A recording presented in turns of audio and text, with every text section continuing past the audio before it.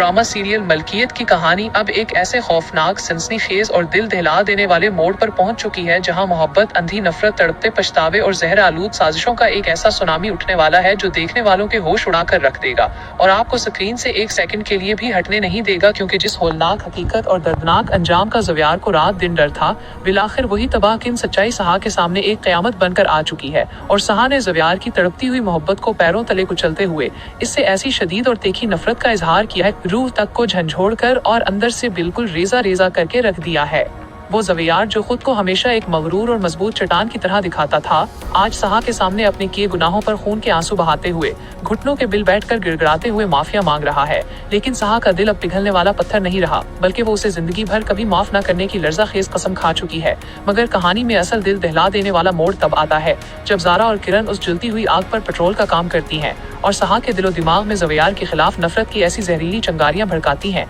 ताकि ये दोनों तड़पते रह जाएं और कभी एक ना हो सके। क्योंकि किरण अपनी तमाम तर हदें पार करके हर कीमत पर ज़व्यार को हासिल करना चाहती है और इस मुकम्मल तौर पर टूटे हुए ज़व्यार की जज्बाती कमजोरी का नाजायज फायदा उठाकर उसके दिल में जगह बनाने का कोई भी सुनहरा मौका हाथ से नहीं जाने देना चाहती।